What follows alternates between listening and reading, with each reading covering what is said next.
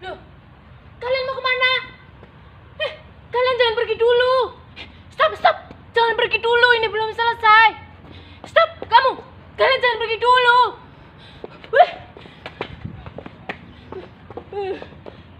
Weh, stop. Jangan lempar lagi. Udah, jangan.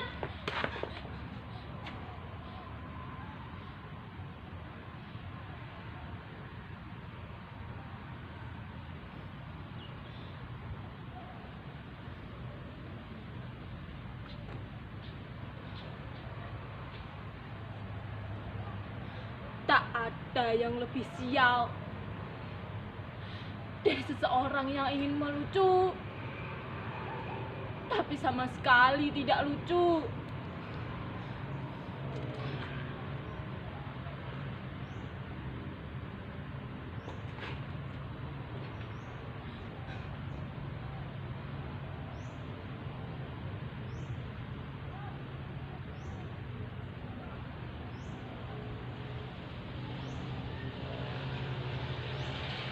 Jangankan orang lain tertawa,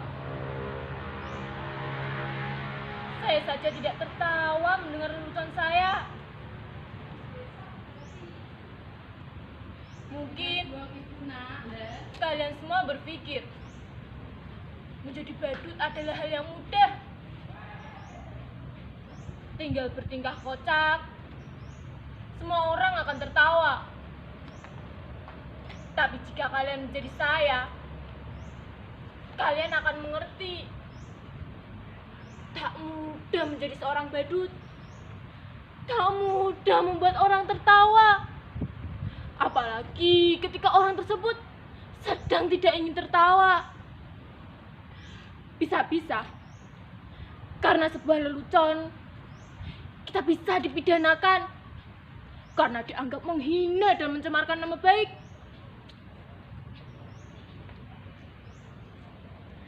Kawan baik saya, seorang pelawak, ia dipenjara hanya karena membawakan sebuah lelucon. Ia bercerita tentang seseorang yang memanjat pohon kelapa dan mengumandangkan azan subuh jam 10 pagi di atas pohon tersebut. Tentu saja itu membuat gempar satu kampung. Orang-orang berbondong-bondong mendatanginya.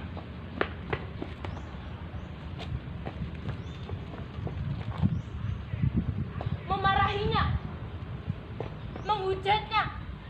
Bahkan ada yang ingin membunuhnya.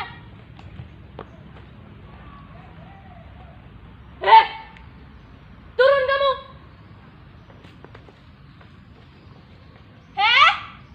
Turun kamu.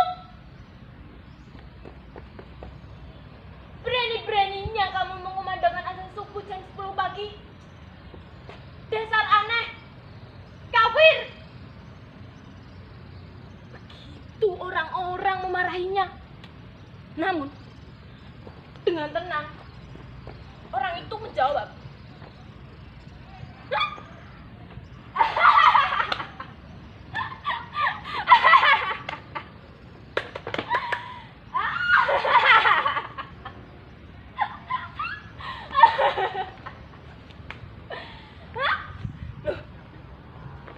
kenapa kalian berbondong-bondong? Apa kalian kata tadi? Kafir? Siapa yang kafir? Saat ini azan subuh jam 4 pagi di masjid. Tak ada satupun dari kalian yang datang. Nah ini, saya azan jam 10 pagi. Kenapa kalian berbondong-bondong mendatangi saya? Coba kalian pikir, siapa yang aneh? Siapa? Siapa yang kafir? Siapa yang tak taat?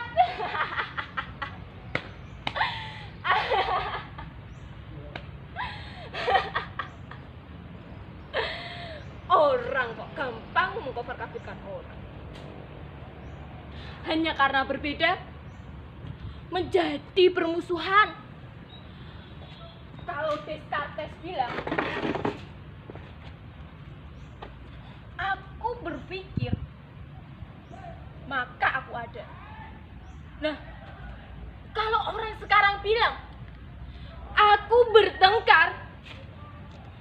maka aku ada. Pertengkaran menjadi komoditi, diperjualbelikan, bahkan seringkali diberi pembenaran atas nama keyakinan. Ayat-ayat digunakan untuk kepentingan kekuasaan. Makanya sekarang ini susah membuat orang tertawa.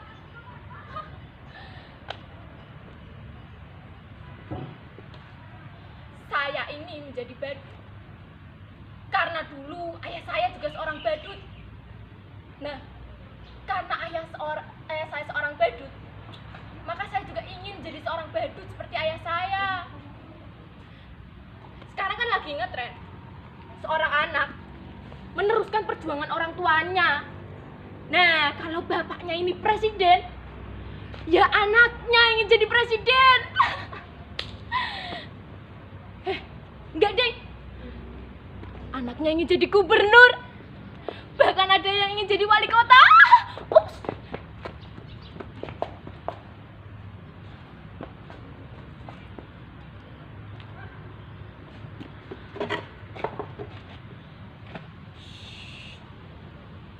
Jangan bilang siapa-siapa, nanti saya malah bisa ditangkap. Dulu kata bapak saya, menjadi badut lumayan enak. Bapak saya sering diundang untuk mengisi acara hiburan, karena dulu orang-orang sedang butuh hiburan. Karena dulu juga badut dan pelawak masih dianggap lucu. Nah, kalau sekarang badut dan pelawak saja kalah lucunya sama politikus.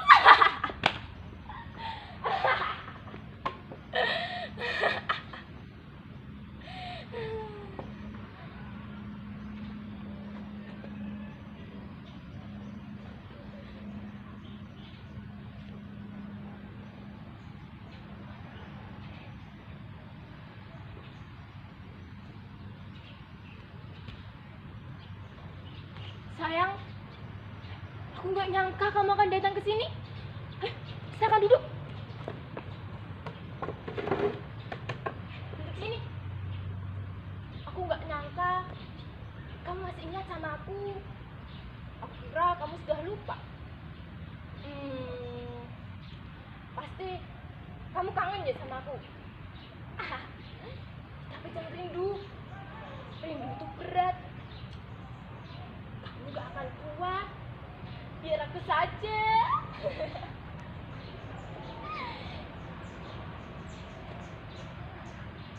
Yang datang ini pacar saya. Loh, kalian kenapa tersenyum mengejek seperti itu? Badut juga manusia, bisa feeling in love dan punya pacar. Coba lihat, ganteng nggak pacar saya?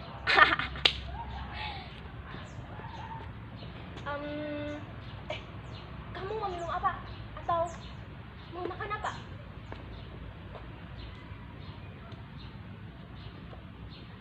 Kamu gak haus kan? Kamu gak lapar? Syukurlah, aku sedang tidak bawa makanan saat ini. Tapi tenang saja, kita bisa pesan GoFood kok. Tapi tetap kamu ya yang bayar.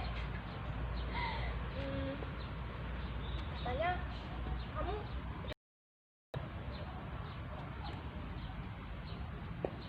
lebih cantik dari aku, lebih kaya dari aku.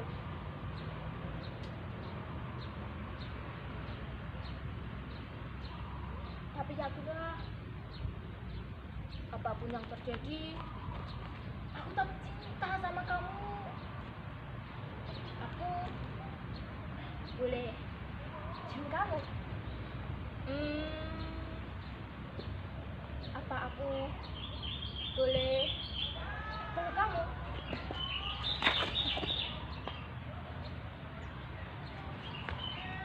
Sayang! Sayang!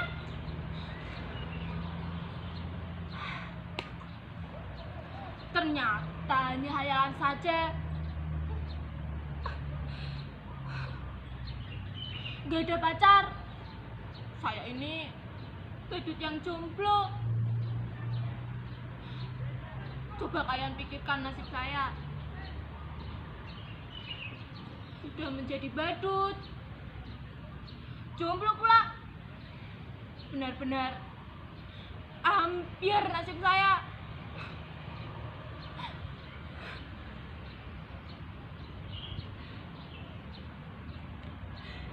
Percayalah,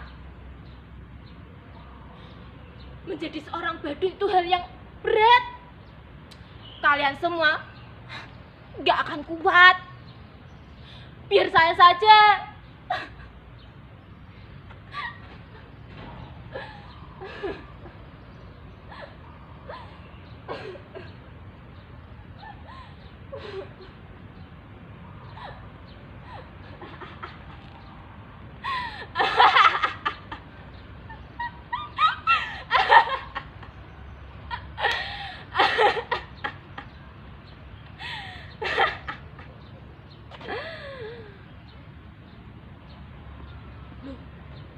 Kenapa kalian melihat saya seperti itu?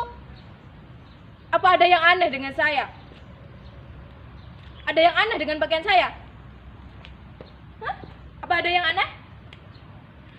Sudah saya katakan, saya ini orang yang sial. Saya tak pernah memimpikan memakai pakaian yang keren seperti ini. Saya tak pernah memimpikan seperti itu. Namun, barangkali inilah nasib saya. Nah, suatu hari saya diundang untuk mengisi salah satu kampanye partai. Menurut saya ini penampilan saya itu biasa-biasa saja. Malah terkesan tidak lucu. Padahal saya hanya menjentikan jari seperti ini. Semua orang tertawa.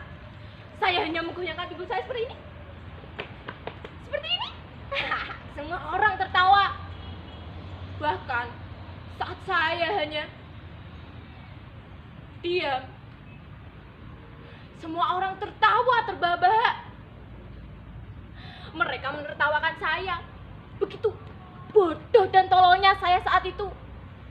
Sungguh, saya ini tak pernah merasa tolol saat itu. Nah, kemudian pemimpin partai itu mendatangi saya, menjabat tangan saya, memuji-muji saya. Katanya, saya ini sosok yang karismatik. Saya punya bakat untuk disukai banyak orang. Dan itulah kekuatan seorang pemimpin. Pemimpin itu berkata kepada saya,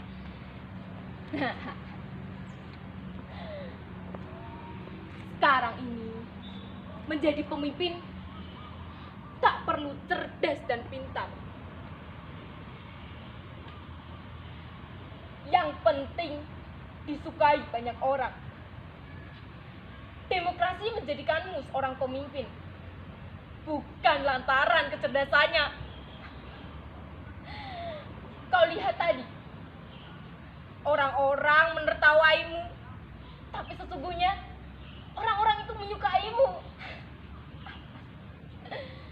Dan orang seperti kamulah yang dibutuhkan dalam partai seperti ini. Kemudian saya didandani necis seperti ini, didaftarkan yang ikut namanya pilkada. Padahal saya ini tak tahu apa itu pilkada. Saya tak tahu apa bedanya pilkada sama pilkab. Yang saya tahu, kalau pilkab ini tak boleh coba-coba buat anak. Nah, kalau pilkada boleh coba-coba buat anak. Sebenarnya saya juga tidak tahu kenapa mereka mendaftarkan saya ikut pilkada. Padahal ijazah sekolah pun saya ini tak punya. Tapi mereka berkata kepada saya, tenang saja, ijazah dapat dipalsukan. Jangankan ijazah, kebenaran pun dapat dipalsukan.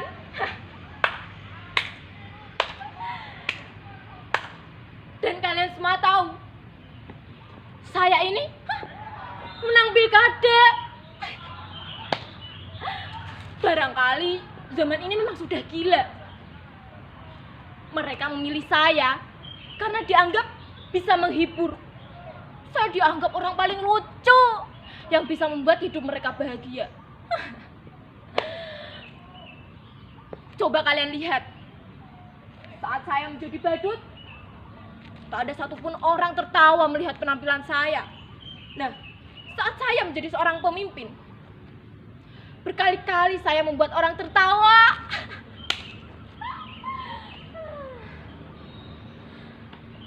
Makanya, saya sudah katakan betapa sialnya hidup saya. Dulu saya menjadi badut, jadi pemimpin pun tetap menjadi badut. Badut, pemimpin yang bisa membuat mereka terhibur, pemimpin yang bisa mereka atur-atur. Sungguh, saya ini badut yang sial. Percayalah, menjadi badut itu susah. Kalian semua ini gak akan kuat. Biar para pemimpin saja.